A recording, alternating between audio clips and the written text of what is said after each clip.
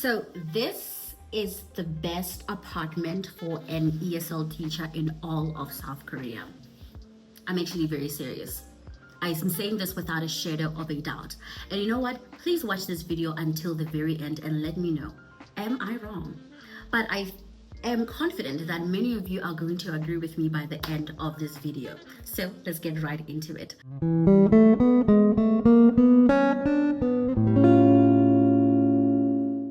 Hi everyone, welcome back to my channel. If this is your first time seeing my face, hi, my name is Letty Maps, and I hope by the end of the video you will decide to become a permanent member of this channel. And if you're a returning subscriber, thank you so much for coming back. I hope you're going to enjoy this video like you enjoyed the other ones.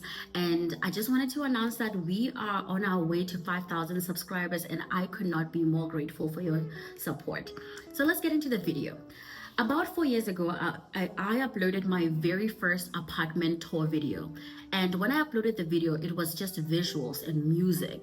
So I did a simple walkthrough of the apartment and I did not include a voiceover. Because at the time, did not feel confident enough to do a voiceover. I had recently just started my YouTube channel and I was still a little shy about even sharing my thoughts and sharing my face and my voice on the internet. And after uploading the video, some of you reached out to me and said that you wish I had included a voiceover, told you guys about the apartment and what it was like living in it. And you know what? You were right. This apartment was not just a place. It was a beginning in a whole new chapter in my life. So today, 3 years later, well, almost 4 years later, actually, we are revisiting the apartment, the same apartment. And a lot has changed. Well, not by a lot, but there are some differences.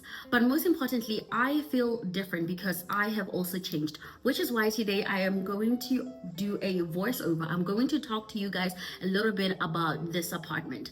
So this video is not just an updated apartment tour. It's a video about how space, time, and experience can create a home. And I hope that you are going to enjoy the video. I still remember the very first day I walked into this apartment. My co-teacher at the time, who is now one of my closest friends, had picked me up from the immigration office and brought me here. She looked almost apologetic when she opened the door and walked me inside the apartment. I remember her saying, "It's a little bit old-fashioned," but I was shocked, and in the best way. I could not believe just how big the apartment was. It had a big kitchen with a 4-plate stove with an oven, 2 spacious balconies, 2 bedrooms, and a bathtub. After nearly 4 years of living in Korea, I know just how rare that is. Apartments here, especially for ESL teachers, are usually very small.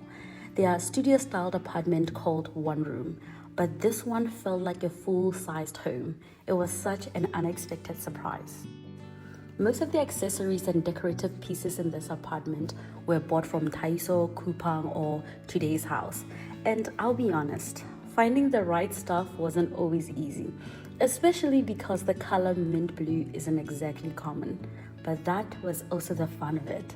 I never thought I'd fall in love with mint blue. But when I first walked into the apartment and saw that the kitchen cabinets were that color, I was both surprised and inspired. It pushed me to be more creative, to find things that would complement the color.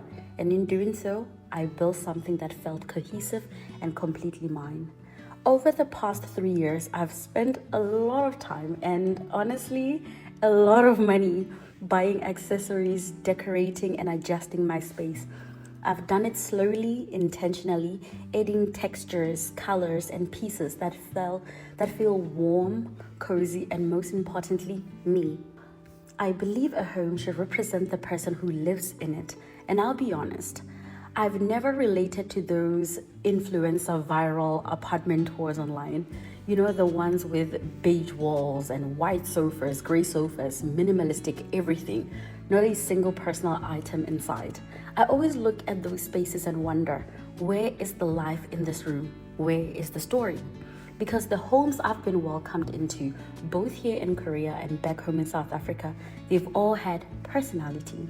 They've had mismatched furnitures, plants that are almost dead, photo frames that may be a little crooked or chipped, and small things that make you say, oh, this is definitely this person's home. And that's the kind of space that I wanted. Not perfect, just honest, personal, and alive. When you are living abroad, especially in a place as culturally and racially homogeneous as Korea, it can be very easy to feel like an outsider. You are a foreigner, you look like one, and you sound like one. And that feeling follows you outside, from your workplace to the grocery stores to even the public transport platforms. You can't fully blend in, no matter how long you stay in the country or how well you adapt to the culture. That's why for me, investing in my apartment was never about aesthetics alone. It was survival and self-preservation. This space became my anchor, the one place where I didn't have to translate myself, explain myself, or even prove myself. It's so important, especially as a foreigner, to have a place that feels like yours, a place that reflects your spirit, your culture, and your energy. Your home abroad is more than just a roof over your head. It becomes your emotional refuge. It holds you through the highs and lows of navigating life in a foreign country. In this apartment, I have learned so much. I remember when my friends Annalisa and Bronwyn bought me flowers, and I didn't want them to wilt so quickly. I looked up how to make them last longer. And in that small act, I was reminded of something so profound. Some things in life, like flowers, are beautiful because they are fleeting. Their value lies in the fact that we can't keep them forever, and that's okay. They are meant to be enjoyed in the moment. Another discovery I made in this place was my love for scents. That's why you'll find so many candles and perfumes all around the apartment. I love smelling good. It generally gives me so much confidence, and I think this is one of the reasons why my students always compliment me by saying, "Teacher, you smell so good." And it has become a part of how I show up in the world. And one more thing I've come to truly enjoy is spending time alone, spending time with myself, by myself. Cooking a full meal for myself while playing my favorite music in the background has become one of my top tier experiences. This experience feels so intimate and very intentional. It reminds me that I deserve the same effort, love, and care that I would give to anyone else invited into my home. Our homes can let us celebrate just how far we've come. They remind us that we are growing, evolving, and changing in ways we don't always notice until we pause and look back. Whether it's a small corner you've made your own or an entire apartment filled with stories, your space matters. Let's remind ourselves that our homes are more than just spaces. They're reflections of us, of our journey, and of the beautiful and messy and incredible lives that we are building together. This home has been more than just a retreat for myself. It's also been a space for connection. I've hosted dinner parties here. I've had my Korean co-workers over and cooked South African food for them. I've celebrated South African holidays like Heritage Days with my friends from back home.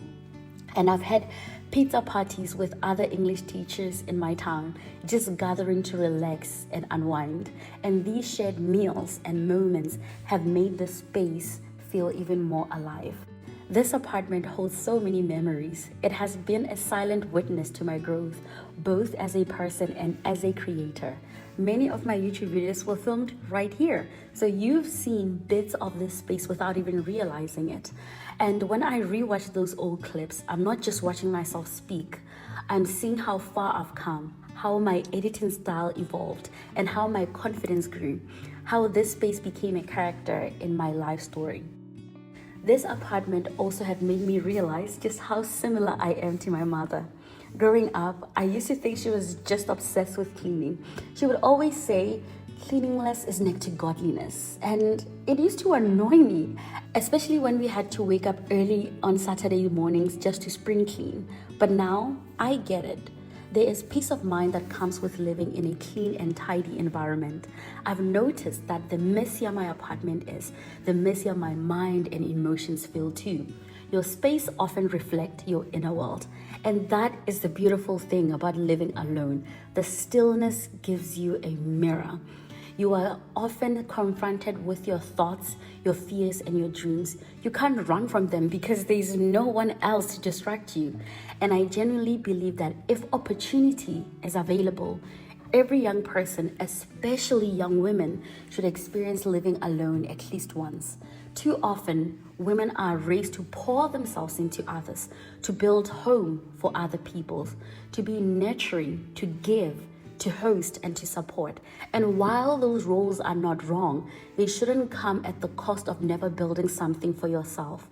So before marriage, before children, and before the weight of big responsibilities, I believe that there's something sacred about claiming your own space, just you, for you, where you don't have to be anything other than who you are in that moment. And I want to acknowledge that this is a privilege. Many young women around the world, whether due to financial, cultural, or family circumstances, simply do not get this opportunity. I don't take that lightly. I am deeply grateful to God that I did. And in this apartment, friendships have begun and ended. I've had late night phone calls filled with laughter and evenings where I cried alone. I've welcomed people in this space and I've said goodbye to others. So much life has happened here. These walls have held joy, heartbreak, healing, and hope. And through it all, my apartment remained my constant, my proof that I was living, not just existing, not just surviving, but actually living life. And as for what comes next, I am not sure how much longer I'll stay in this apartment. A part of me feels ready for a new chapter, a new space, or even maybe a new country. But until that happens, I'm choosing to be fully present here, to love and honor this home for everything it's been to me. I hope this video has inspired you to invest in creating a home that feels like an extension of yourself. No matter where in the world you find yourself, whether you are living in a studio apartment or a shared flat or somewhere you just moved into and haven't quite figured out yet, remember that your space deserves to feel like a home. So, as you watch this updated apartment tour, I invite you to look beyond the furniture and decorative pieces, the fairy lights and candles. What you are seeing is more than just decor. It's a reflection of the journey I've been on over the past 3 years. This is my home. Yes, it's flawed. Yes, it's full, but it is me.